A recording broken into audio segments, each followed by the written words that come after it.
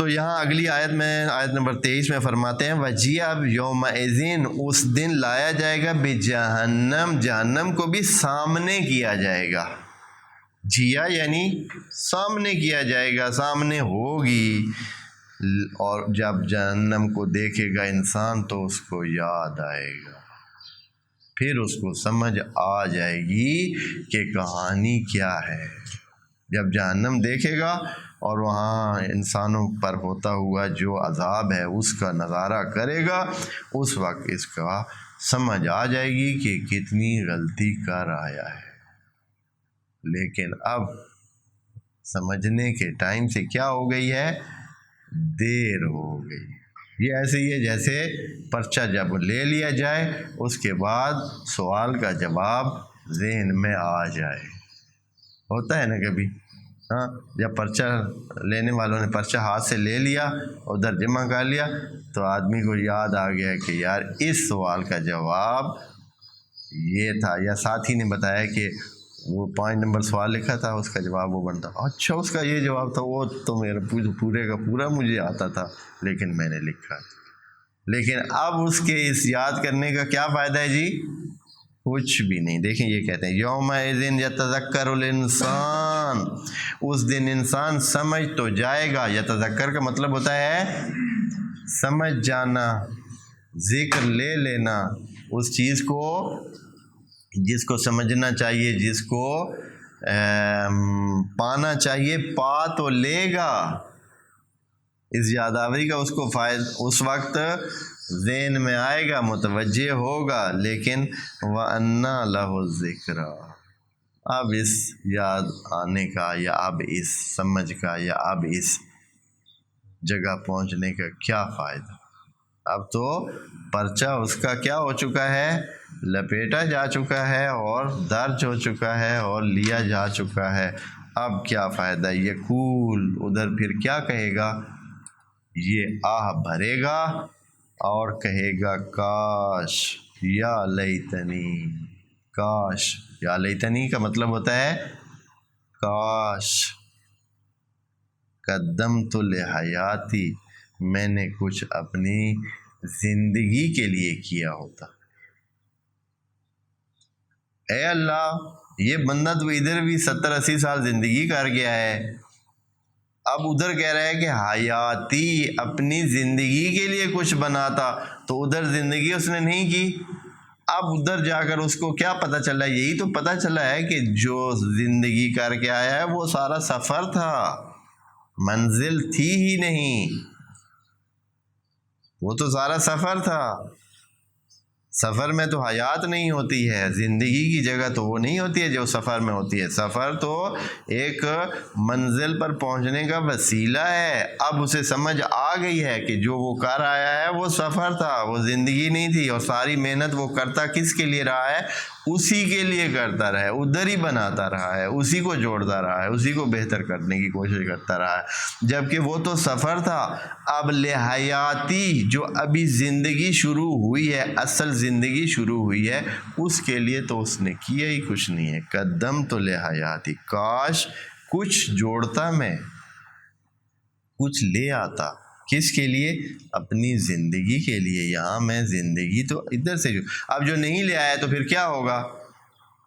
تو ویسے ہی ہے جیسے کہ کوئی اس زندگی کے لیے پیچھے سے اپنے اسباب پورے نہیں لے آتا ہے تو اس کے لیے کیا ہوتا ہے؟ ادھر دوستوں کو کتنی بار عرض کر چکا ہوں کہ یہ مثال ہے ہمارے لیے کہ ہم پہلے جو 9 مہینے ادھر گزارتے ہیں ماں کے پیٹ میں، تو وہاں ہم اس 70 80 90 سال کے لیے اپنے سلسلے جوڑتے رہتے ہیں. خدا مدد کرتا ہے اور وہ سارے سلسلے پورے لے کے آتے ہیں. تو یہ زندگی ہمارے لیے کیا ہوتی ہے؟ یہ سفر کا دورانیہ ٹھیک سے گزر جاتا ہے. اگر اس دوران کوئی بندہ اپنے وہ سلسلے پورے کر کے نہ لائے تو یہاں کیا ہوتا ہے اس کے لیے؟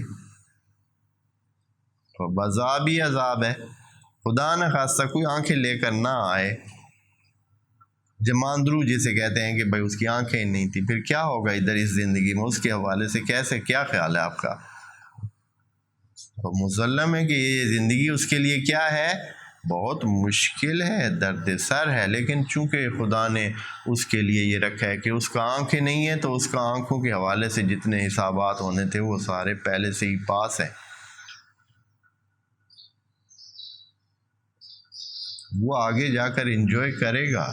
لیکن یہ ہے کہ یہاں مثال کے لیے تو ہے نا کہ نہیں لے آئے وسیلے اس زندگی کے لیے، تو پھر ایسے اگلے جہان میں جب ہم شفٹ ہو رہے ہیں تو وہاں کے وسائل اگر ابھی ہم یہاں نہیں بناتے ہیں، اپنے اندر معاف کرنے کا جذبہ نہیں ہے، اپنے اندر اچھائی کرنے کا جذبہ نہیں ہے، سخاوت کرنے کا جذبہ نہیں ہے، دوسرے اچھے خصائل نہیں ہیں، تو پھر وہاں ہم ایسے ہی ہوں گے جیسے کہ وہاں کے ضروری وسائل نہ لے جائیں۔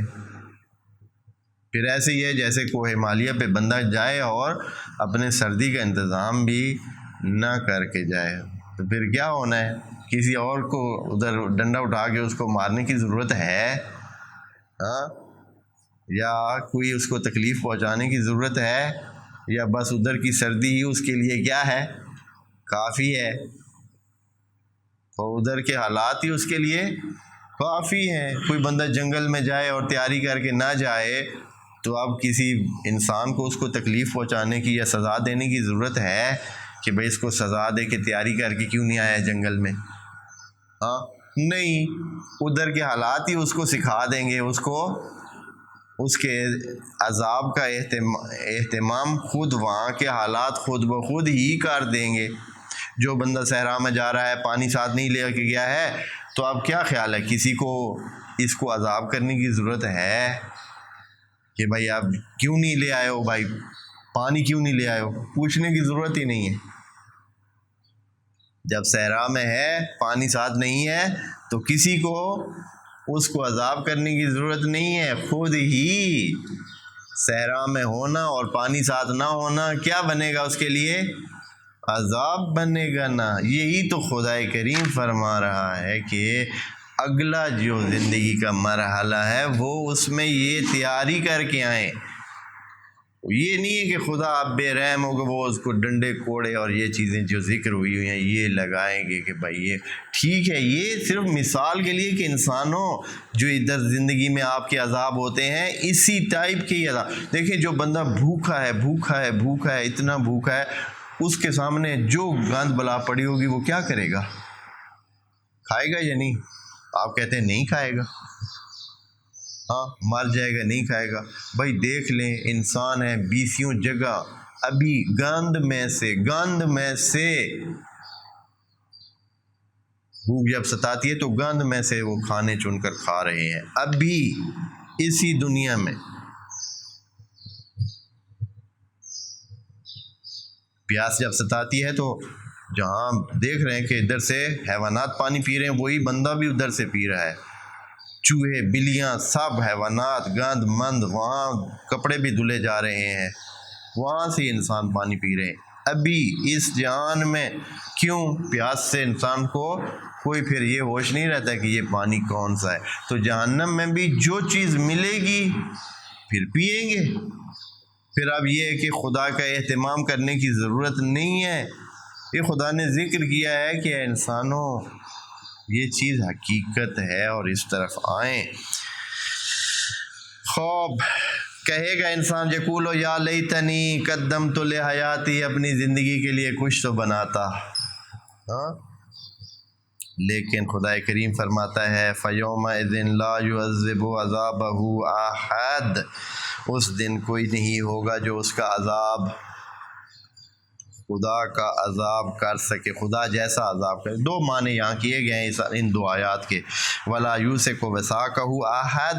اس کا یہ معنی زیادہ مجھے تو لگتا ہے کہ یہ ہے کہ اس کی جگہ کوئی عذاب سہنے والا نہیں ہوگا۔ یہ نہیں ہے کہ آپ پانی وہ نہیں لے گیا ہے، اس کا چاچا، ماما، خالہ سارے وہ کہیں کہ چلیں اس کی پیاس کو ہم برداشت کر لیتے ہیں، ہم پیاسے رہ جائیں گے، اس کو پانی پہنچ۔